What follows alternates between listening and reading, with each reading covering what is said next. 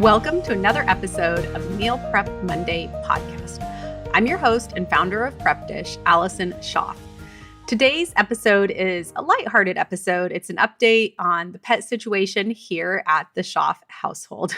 So before we dive in, I wanted to read a testimonial from a Prep Dish customer. And it says, "This program has been a huge relief. It's what I've tried to do, but apps require me to cross-reference too many things while trying to prep. Thank you for this program. It has really bought back hours and hours of time and eliminated stress each week." Thank you, Holly, for sharing that. And if you want to try out our time-saving meal plans, see if it can buy back some time for you, head to prepdish.com/MPM. That's short for Meal Prep Monday. So prepdish.com/MPM.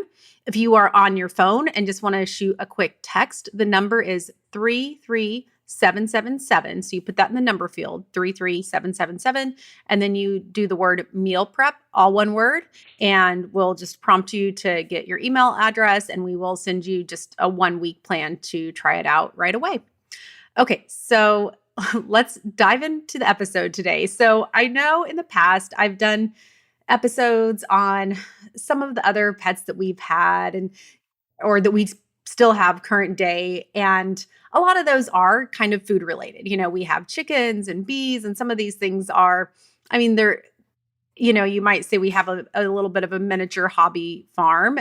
There's not, the production sometimes can be very sporadic or, hard to come by, but we do our best. So we have a new addition that we added actually over the summer. And I was just thinking today, as I was getting ready to record these episodes, I thought, this might be a fun one because it's one that really caught me by surprise how much I've really liked this little guy. But first, so look back what we currently have pet situations. So we're at 4 goats right now.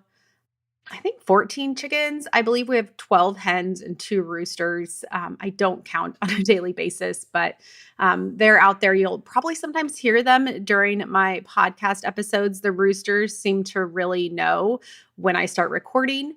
We also have 3 cats, and one in particular also seems to have this sense of me getting ready to record a podcast and will often sit on my lap and purr very loudly. So if you've ever thought, that kind of sounds like a cat purring, or that kind of sounds like a rooster, it very well could be one of those 2 things because both of them are very aware of when I'm recording episodes. And then the last thing are the bees.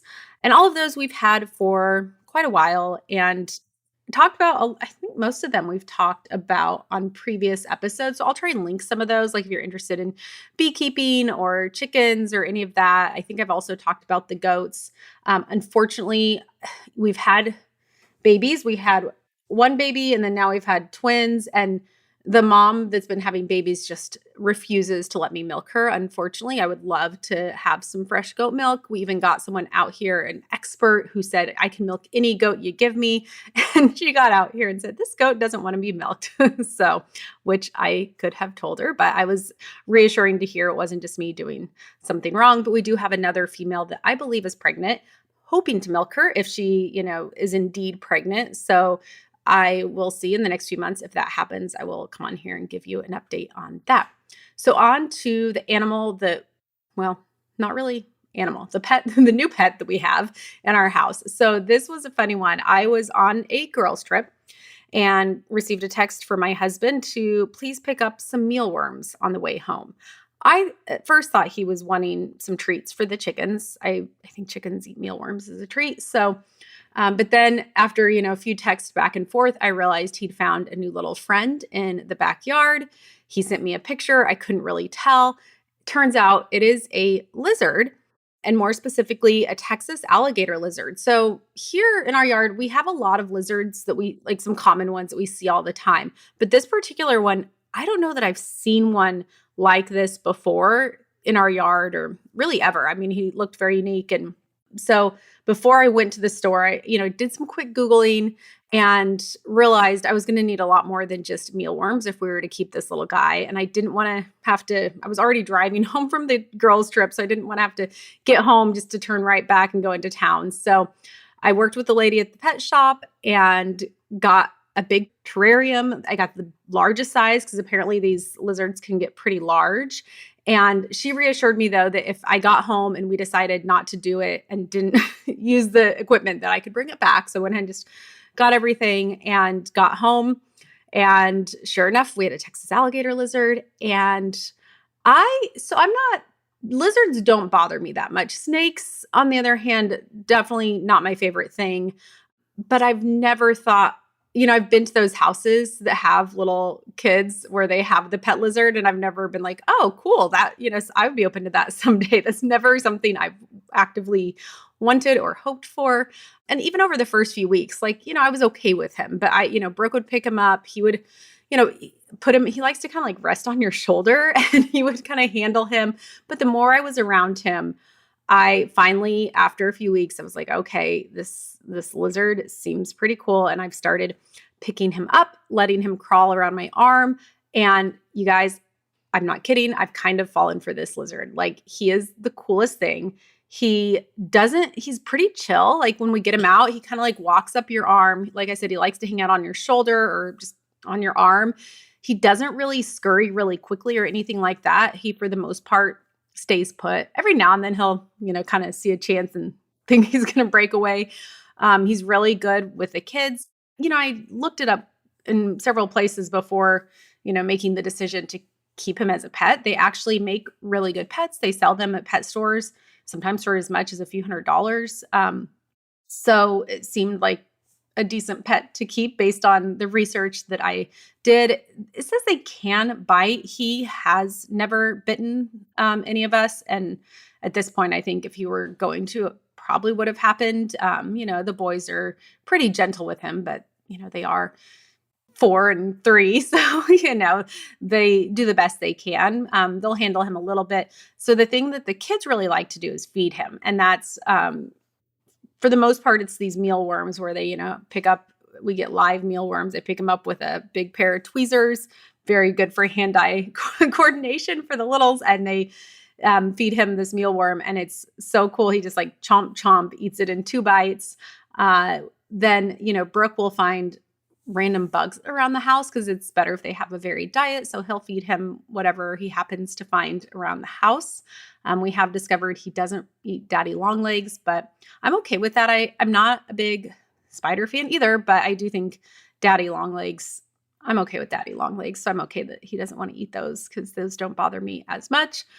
But yeah, he's been kind of a cool little addition to our family. The cats really don't seem to even notice him. I've been holding him once and had a cat come and sit beside me, and he kind of did a double take and then, I don't know, ran off and didn't really seem, and then he came back and was kind of like, where did he go? But the other cat, when I've had him out, has never, and she's the one that always brings me lizards and is a big hunter. I mean, she hunts everything. Anything you can imagine. I have 2 cats actually that are big hunters, and anything you can imagine, they've brought back to the back door.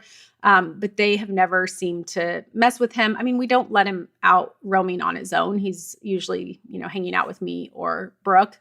So, but that hasn't been an issue having him with the cats. I've been a little nervous, but haven't seen any indication that they're really after him or anything. So I don't know.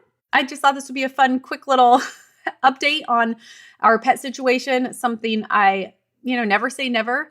I do have 2 little boys, so who knows what'll, and we love animals here, but I would say keep an open mind. If you have kids that are asking for a pet and looking for something that's pretty low maintenance and kind of cool, maybe consider a lizard. I don't know. He's worked well for us. So that's all I have for today. I promise. So coming up in January, I'm planning some little mini series again in the new year, something on habits. There's a book I've been reading and some different meal prep stuff. So we'll get back on track with the kind of meal prep related episodes. But if you're a longtime listener, sometimes I like to go off topic a little bit and just give you updates on what's going on in my life and just other random topics. So I hope you enjoyed this episode. A reminder that if you do want to try out the Prep Dish meal plans, you can head to prepdish.com/MPM.